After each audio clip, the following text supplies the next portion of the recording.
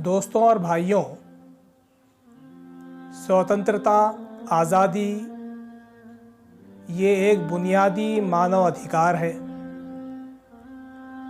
और इस बुनियादी मानव अधिकार यानी स्वतंत्रता और आज़ादी के संबंध में इस्लाम की धारणा क्या है, ये मैं आज आपके समक्ष रखने जा रहा हूँ। देखिए, वैयक्तिक आज़ादी या स्वतंत्रता के संबंध में इस्लाम की धारणा ये है कि वो इसका समर्थन करता है और न केवल आज़ादी का समर्थन करता है बल्कि उसको सुरक्षा भी प्रदान करता है। बहुत मशहूर वक्तव्य है इस्लाम के दूसरे खलीफा शासक हज़रत उमर रज़ी अल्लाह ताला अन्हु का। हज़रत उमर कहते हैं कि तुमने लोगों को कब से ग़ुलाम बनाना शुरू कर दिया, हालांकि उनकी माँओं ने उन्हें आज़ाद पैदा किया है। यानी जब इंसानों को उनकी माँओं ने नैसर्गिक तौर पर स्वतंत्र पैदा किया है, आज़ाद पैदा किया है, तो तुम उनको ग़ुलाम बनाने वाले कौन होते हो।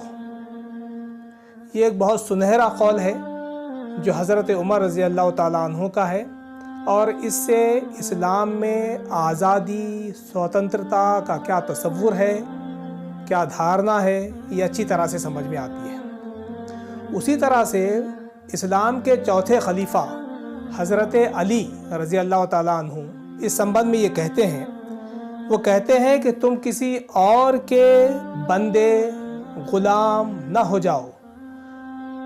अल्लाह ने तुम्हें आज़ाद पैदा किया है। जब तुम्हारे निर्मिक ने, तुम्हारे अल्लाह ने तुम्हें आज़ाद और स्वतंत्र पैदा किया है तो तुम किसी और की ग़ुलामी कैसे स्वीकार कर सकते हो, तुम किसी इंसान की ग़ुलामी कैसे मान सकते हो, तुम किसी और की ग़ुलामी में कैसे जा सकते हो। तुम्हें अल्लाह ने आज़ाद पैदा किया है तो तुम्हें आज़ाद रहने का, स्वतंत्र रहने का पूरा पूरा अधिकार है। तो इंसान के सिलसिले में इस्लाम उसकी आज़ादी के संबंध में वो ये बात, ये धारणा रखता है कि इंसान पैदाइशी तौर पर आज़ाद है। जन्म ही के तौर पर एक इंसान ये आज़ाद पैदा किया गया है और ये आज़ादी उसे किसी देश ने नहीं दी, किसी देश की दी हुई आज़ादी नहीं है। ये आज़ादी किसी प्रधानमंत्री या किसी प्रेसिडेंट या किसी समुदाय की दी हुई आज़ादी नहीं है, बल्कि ये आज़ादी उसको उसके प्रभु, उसके निर्मिक, उसके ईश्वर ने दी हुई आज़ादी है और इस आज़ादी को छीनने का अधिकार किसी को भी नहीं है।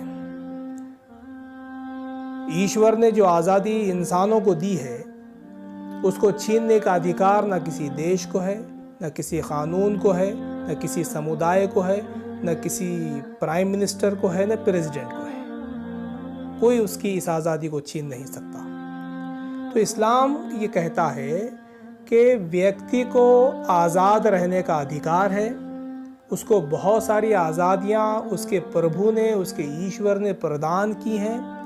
पैदाइशी तौर पर एक इंसान आज़ाद है, उसको ग़ुलाम बनाने का अधिकार, उसकी स्वतंत्रता को छीनने का अधिकार ये किसी को भी नहीं है। बहुत सारी आज़ादियाँ दी गई हैं। इस्लाम में जो स्वतंत्रता दी गई है किसी इंसान को, उसमें एक महत्वपूर्ण स्वतंत्रता है कि इंसान को अक़ीदे की आज़ादी है, उसके विचारधारा की आज़ादी, उसको श्रद्धा की आज़ादी, धर्म को स्वीकार करने की आज़ादी। जो धर्म चाहता है वो स्वीकार कर सकता है।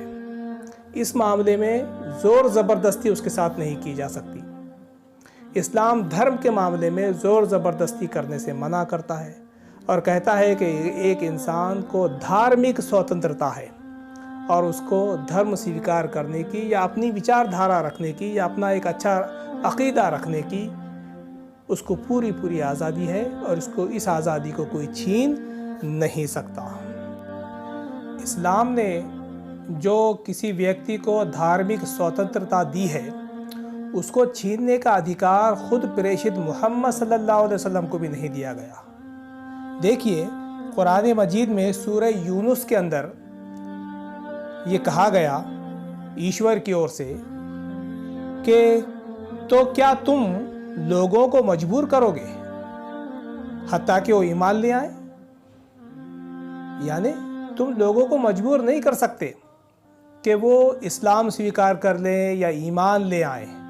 तो ये अधिकार कि ज़बरदस्ती लोगों को कोई धर्म स्वीकार करने पर मजबूर किया जाए, इसका अधिकार खुद प्रेषित मोहम्मद सल्लल्लाहु अलैहि वसल्लम को भी हम सब के ईश्वर अल्लाह ने नहीं दिया। तो उनके अनुयायियों को या उनके मानने वालों को तो ये अधिकार है ही नहीं कि वो किसी को ज़बरदस्ती किसी का धर्म परिवर्तन करें।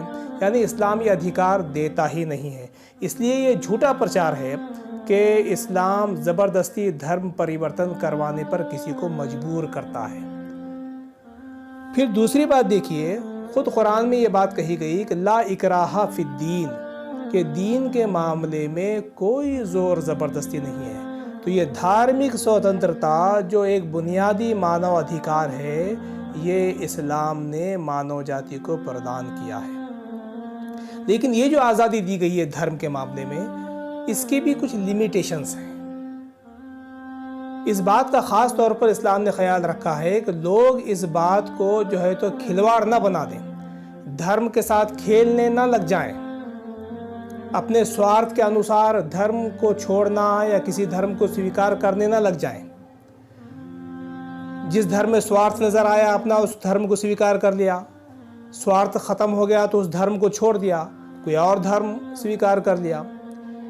इस्लाम को स्वीकार कर लिया जब मफाद था, स्वार्थ था, मफाद और स्वार्थ प्राप्त हो गया तो इस्लाम को छोड़ दिया। ईसाई धर्म स्वीकार कर लिया, उसको छोड़ दिया। हिंदू धर्म स्वीकार कर लिया, उसको छोड़ के फिर इस्लाम धर्म स्वीकार किया जा रहा है।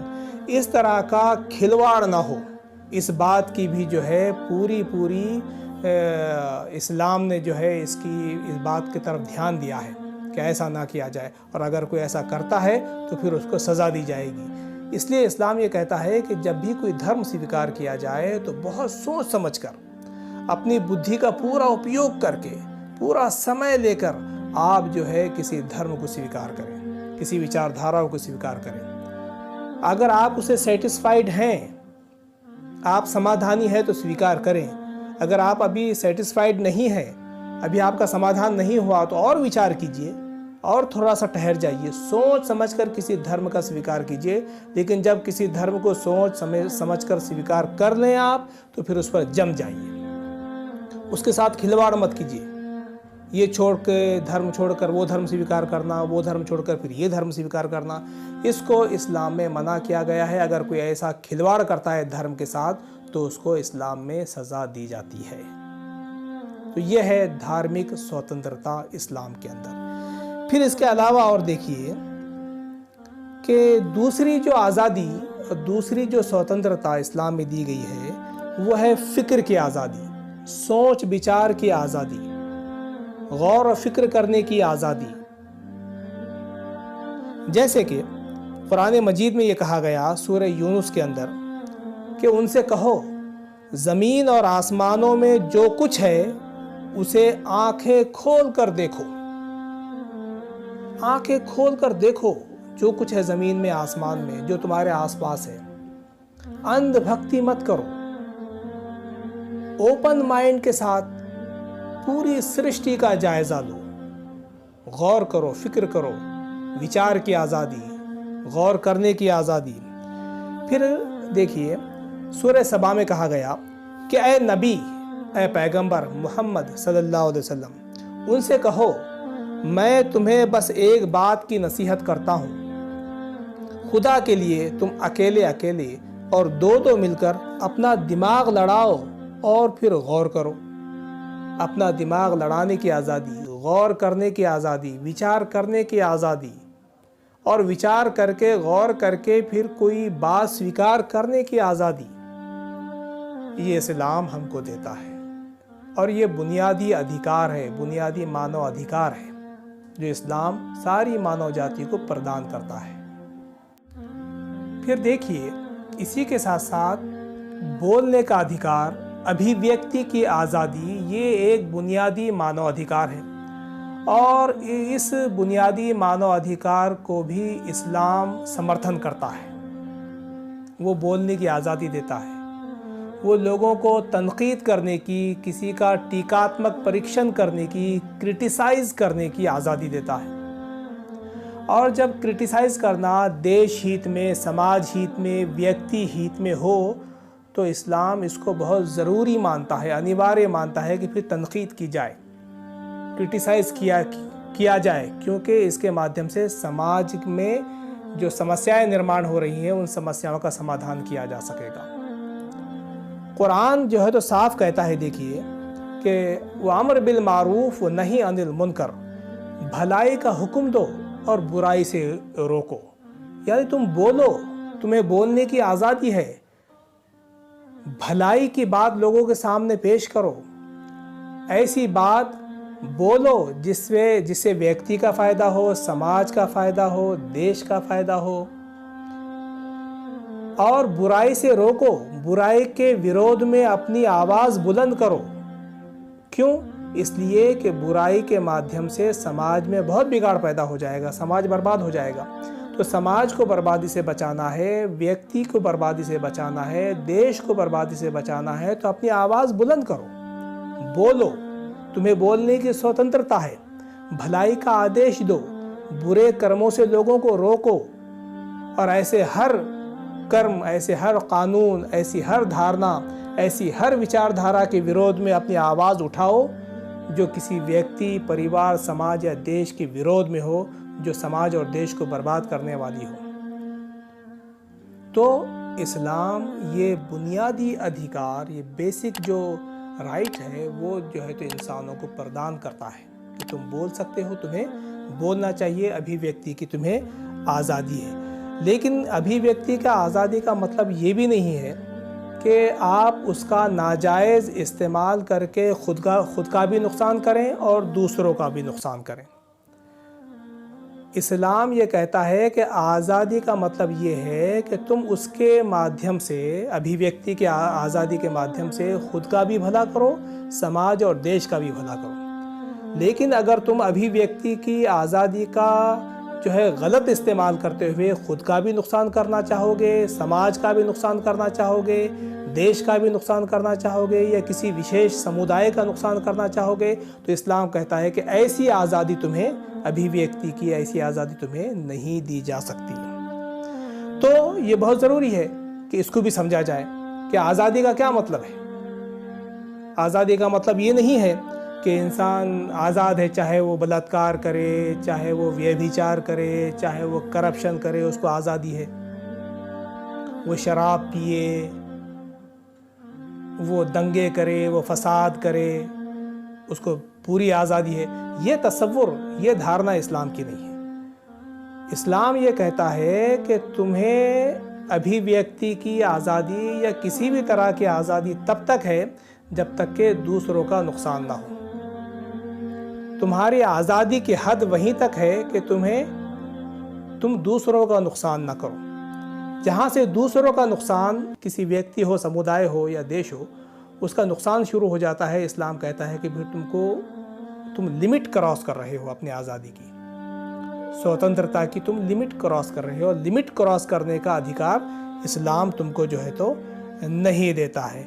मिसाल के तौर पर आपको कार चलाने की आज़ादी है, कार चलाने की आपको आज़ादी है, लेकिन आप ये कहकर कि मुझे कार चलाने की आज़ादी है, आप एक्सीडेंट करने लगें, लोगों को मारने लगें, लोगों के हाथ पैर तोड़ने लगें, तो ये तो गलत बात हो जाएगी। और आप ये कहें कि मुझे आज़ादी है कार चलाने की, मैं रोड पर कार चला सकता हूँ, मैं कुछ भी कर सकता हूँ, तो जाहिर बात है कि आपको क़ानून का पालन करना होगा कार चलाते समय भी। उसी तरह से आप आज़ादी का उपयोग तभी तक कर सकते हैं जब तक आप किसी और का नुकसान ना करें।